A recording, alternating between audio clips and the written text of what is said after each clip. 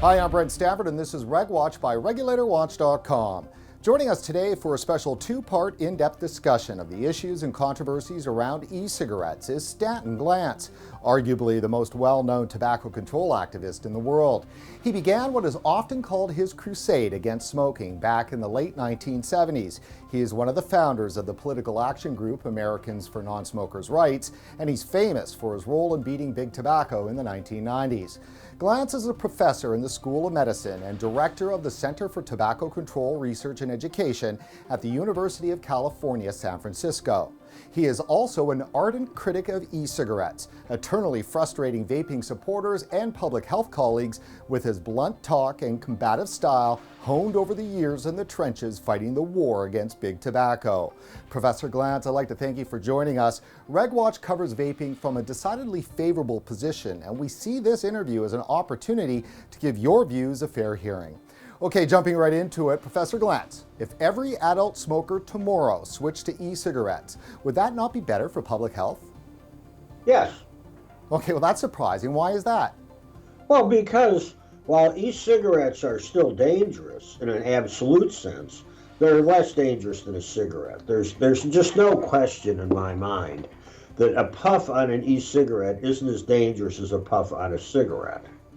But that doesn't mean that it's safe. I mean, a cigarette is a ridiculously dangerous consumer product.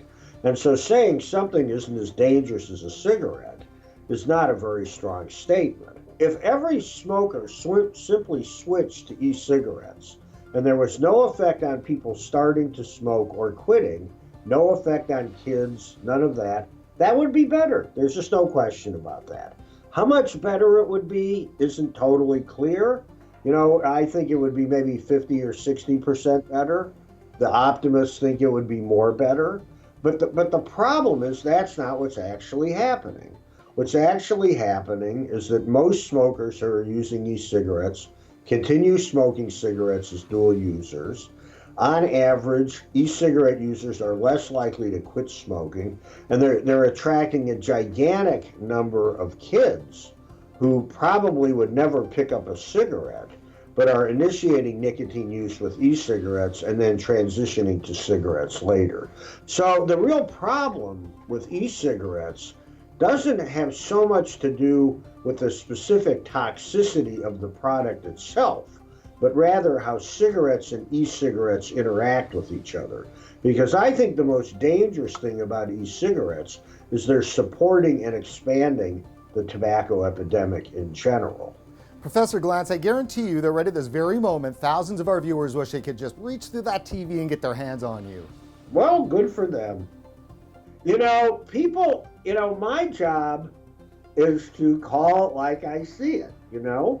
And if you go back and look at the early years of the e-cigarette debate, for the first 2 or 3 years, there were more papers written that were opinion pieces and people pontificating than there were papers that actually had evidence in them. And if you look at that, you will find that I wrote exactly none of them. Because my view of this from the beginning is that, you know, e-cigarettes are an interesting idea, and it all is going to come down to what the data actually showed. And the first thing we wrote on e-cigarettes was the first big systematic review of the scientific literature. And we have done our best to just keep focused on not what might happen, not what the people think could happen, but what is happening. Professor Glantz, you mentioned dual users. What does that refer to? When you look at all people using these cigarettes, the dominant pattern is what's called dual use, where people are continuing to smoke cigarettes at the same time. And on average, smokers who use e-cigarettes are about a third less likely to quit smoking than smokers who don't use e-cigarettes. So they're actually making the cigarette epidemic worse. Well, that's a strong charge, Professor Glantz. One I believe might run contrary to the experience of many adults who have tried to quit with patches and gum or drugs like Champex, only in the end to find e-cigarettes to be the option that worked. Let me ask you, you mentioned kids and e-cigarette use. When we spoke with Professor John Britton, who's the chair of the Tobacco Advisory Group at the Royal College of Physicians in the UK on this issue, here's what he had to say. In this country, we see no evidence of that renormalization argument. And what about the children, Professor Britton? There's certainly a lot of worry over young people experimenting with e-cigarettes. The fact is that young people experiment with things. That's part of growing up. So the concern that people might become addicted to electronic cigarettes and then move on to tobacco is a real one and something that everybody is worried by. The evidence that we have in the UK, and to my mind with almost only, very few exceptions around the world, is that young people who experiment with electronic cigarettes by and large do so once or twice, realise there's no big deal to it and stop. Professor Glantz, what's your response to that? The rhetoric that you hear coming out of England and from the e-cigarette enthusiasts here in the United States is, oh, these kids who are starting with e-cigarettes, they would start smoking cigarettes anyway. And that's just not true. We have quite a lot of data from several different national studies now showing that e-cigarettes are dramatically increasing the number of kids who are using nicotine. Some of them are using them with cigarettes. They're the kids who would have been smoking cigarettes anyway.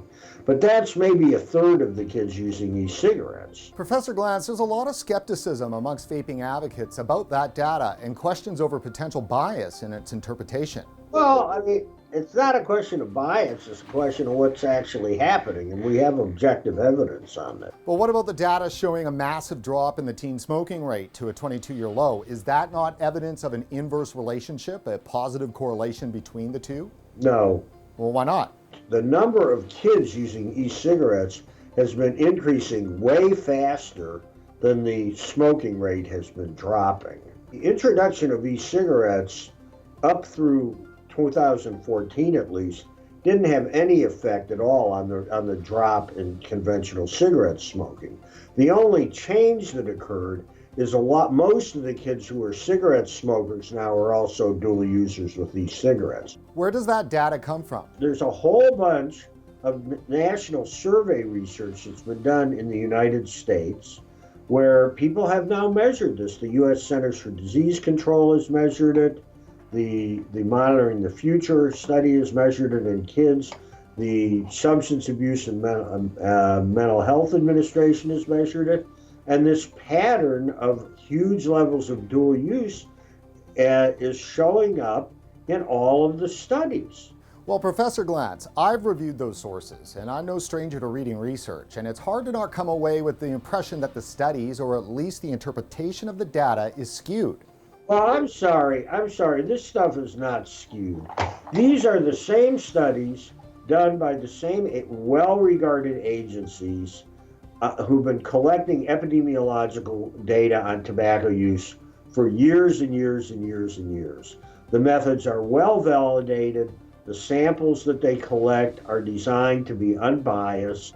And these are the numbers that people have been used to describe the tobacco epidemic going back decades. You can maybe argue about the interpretation of these results, although I think that's pretty hard to do too. These are well done, objectively done studies that are done to very, very high standards, and they very consistently show very high levels of dual use. Professor Glantz, all of the concern over kids and e-cigarettes has many adult vapers, former smokers who now vape, feeling like they're being thrown under the bus. Can't the two be separated? Well, but you can't. But one lesson I've learned in dealing with the tobacco issue for all these years is you can't separate kids from adults.